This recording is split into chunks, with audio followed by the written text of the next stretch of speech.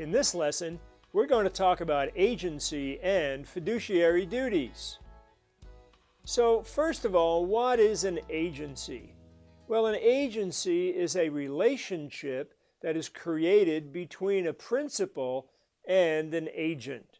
In other words, someone hires another person to represent them in a transaction.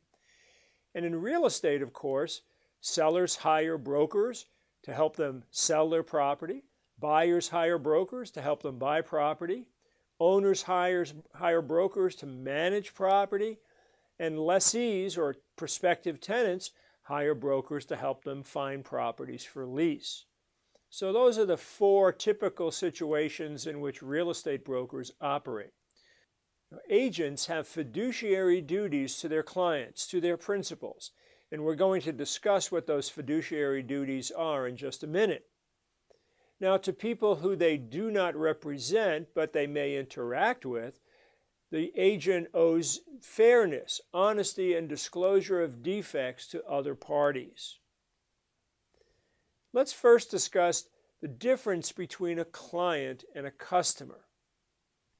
So the client is the person that you and your company represents. So let's say that a seller hires you and your brokerage company to market and sell their property. You now, as the listing agent, represent that client. When I say you, I'm talking about you and your company. Represent that client. The customer is someone that you do not represent, but you may interact with. So, for example, when you list that property, and let's say another agent from another company brings a buyer to the property and starts negotiating for the purchase of that property, your seller is your client and your company's client. But the buyer is not your client. The buyer, being represented by another company, is a customer to you. Now, in the opposite viewpoint, to the agent representing the buyer, that buyer is their client and your seller is their customer.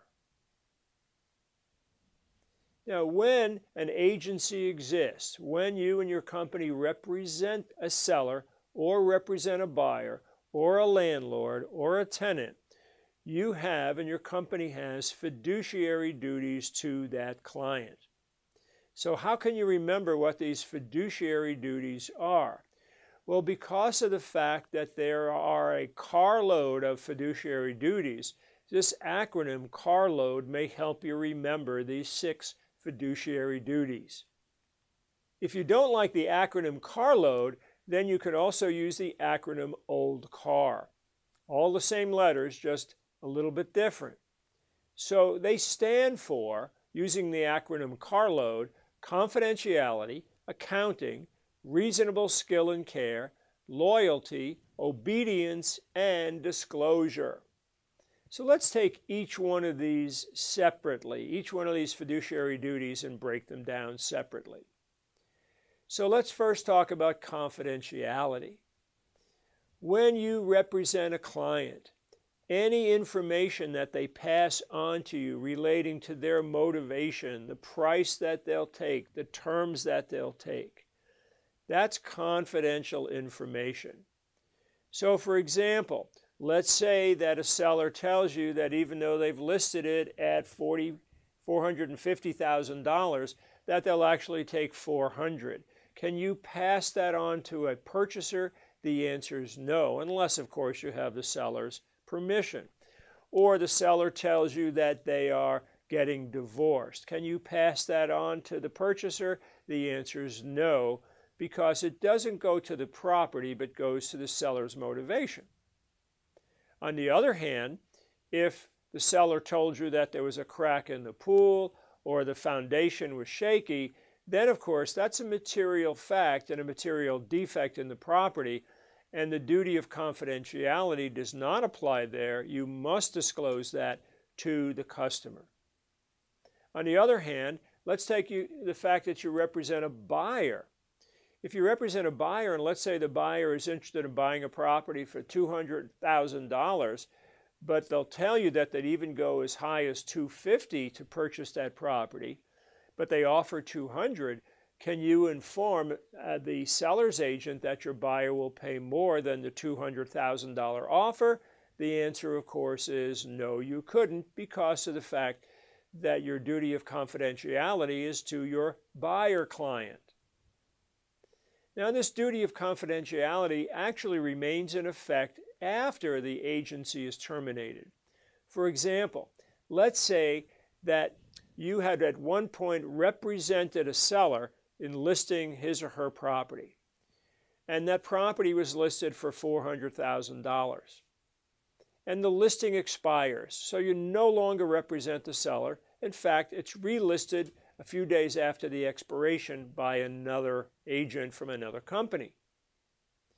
And 2 weeks later, you have a buyer that you represent who you know would really be interested in this property.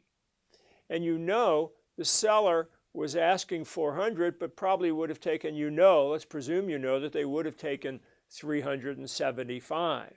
Question: can you tell that buyer that you now represent that the seller, the seller would take $375,000? The answer is no, you can't. Why? Because you learned that information when you listed the property. You were in a confidential setting, and you could not now use that information to the seller's disadvantage, even though you now represent the buyer. Now, think about this. You actually have another duty to the purchaser in this circumstance. I think you got it. That duty would be to tell the buyer that you at one time had represented the seller. That duty of disclosure to your buyer client now is important, but you can't disclose any confidential information gained when you represented the seller in the listing. So that's the duty of confidentiality. The second duty in our acronym CARLOAD, C for confidentiality, A for accounting. All right, and this is pretty straightforward. Whenever you handle money or other things of value or other documents, you have a duty to account for those funds and those documents to your client. This becomes quite important when you take earnest money, and even more important when you're in property management and you're handling rents and paying bills. The accounting duty is paramount. The third one, the R, is reasonable skill and care. Reasonable skill and care goes to taking a professional approach and being knowledgeable about many areas within the framework of the real estate transaction. So, for example, do you know how to prepare the contracts that you're dealing with? In addition to that, what contract forms are you using? Are you using forms that went out of date a few years ago, or are you using the most current forms? How about marketing? When you list a property for sale, you are agreeing to market that property. And what are your marketing skills? Are you simply going to put a little ad in the newspaper? And by the way, newspaper classifieds really don't bring many buyers any longer. Or are you familiar with all of the newer, more recent ways of marketing real property? It's not just put an ad in the paper and hold an open house anymore. There's a lot more out there to marketing real estate. How about giving your clients advice and guidance? What kind of advice might a client, a buyer client, for example, ask you? Well, gee, what are the other comps in the area? Is this priced right? Should I offer more? Should I offer less? Are there other offers on the property, and how should we handle it if there are multiple offers on the property? So there's a tremendous amount of advice and guidance that you as a real estate agent will give to your client. Good idea that you are confident about the advice and guidance you're giving to your clients. And how about meeting deadlines? Within the framework of a real estate transaction, there are numerous deadlines. Fulfillments of contingencies, particularly where the buyer has to get their financing by a certain date, or home inspections have to be done by a certain time. How about the closing date? Making sure that all things are in order so that when the time of closing arrives, that the parties are ready to close. So these are just a few examples of the duty of reasonable skill and care. You know, that graphic behind the text there has two doors that people could go through where they have no skills or skills. The question I ask is, as a consumer, if you were a consumer, which door would you want your real estate agent walking through? I think the answer is pretty clear. Oh, there's one more that I forgot, and that's the duty of discovery. You have a duty to discover the defects that might exist in a property. If you are a seller's agent, you should be making an inspection of the property. You should be looking for potential red flags. Same thing if you're a buyer's agent. Let's say you're showing a buyer a property and you see some water stains on the ceiling. That's an indication that the roof leaked. Or what about termite infestation? Do you know how to recognize termite damage or the possibility that the property has been treated for termites?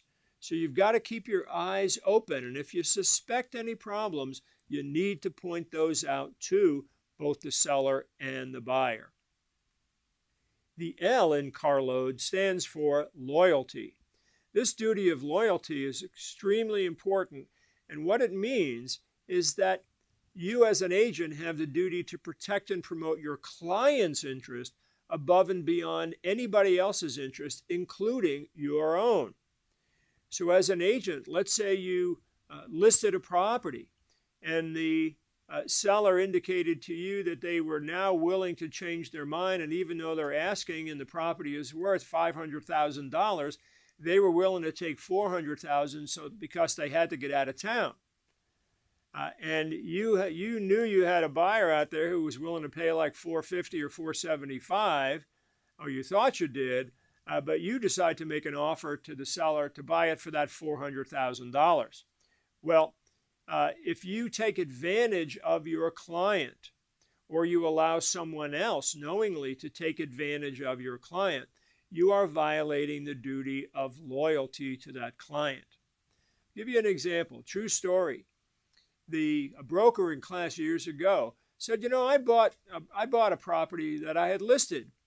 And it turns out that I bought it at a nice price, and after 3 months, I sold the property for an extra $40,000 over and above what I had paid. And this was, by the way, many years ago when that $40,000 was worth a lot more than it is today. Well, the seller found out about it and took the agent to arbitration at the Realtor Association. And in the arbitration, they asked the broker, Mr. Broker, when you presented your offer to your seller, did you advise her that she might want to make a counteroffer? His answer was no. Case closed, he lost, because he had his own interest in mind as opposed to his client's. Another one, my niece in Texas some years ago, she and her husband were buying their first home. And they saw a home that they really liked, and they decided to go home and sleep on it rather than make an offer. But the agent who was representing them, turns out, was also an investor, and when they called him the next day and said they wanted to make an offer on the property, he said, I went ahead, I thought it was such a good buy, I went ahead and made an offer on the property. Wow. He obviously, his loyalty was not to his buyer clients, but to himself. So this duty of loyalty means you must protect and promote your client's interest above everybody else's interest.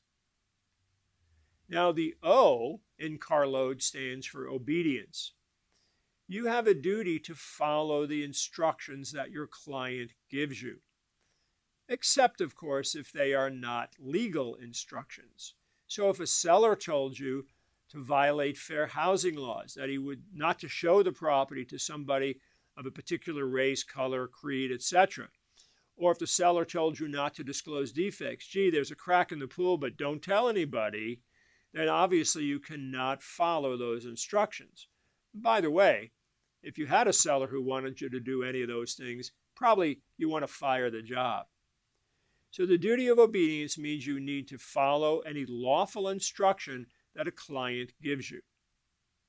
Now, a good practice is to always check with your client before you proceed in any way, shape, or form.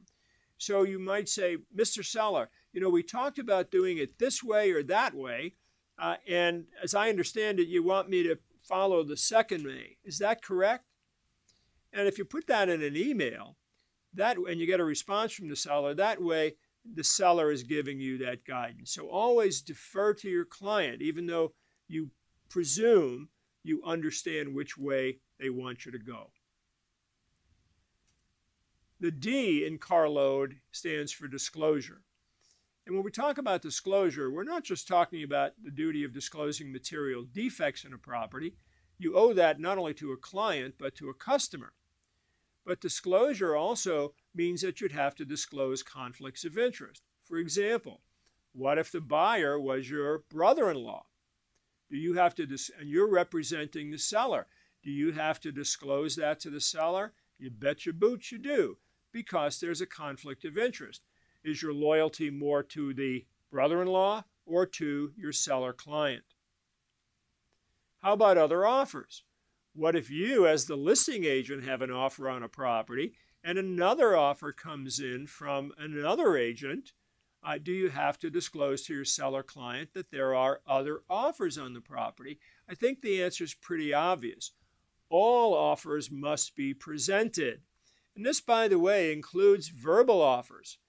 Now, you want to probably discourage verbal offers, but if someone makes a verbal offer on a property that you have listed, you have a duty to inform your seller client that somebody has made this verbal offer. You don't have it in writing, but would you like, or would the seller like you to pursue that? Material defects, as we've mentioned, must be disclosed whether the person is a client or a customer. The last one to mention here is agency relationships. Who represents whom, and how does your agency work with your client? Are you going to represent that buyer, or are you going to treat them as a customer? And we're going to talk about disclosing agency and agency relationships at another time. Well, that wraps up our discussion on agency and fiduciary duties. Let's get ready for vocabulary and a quiz.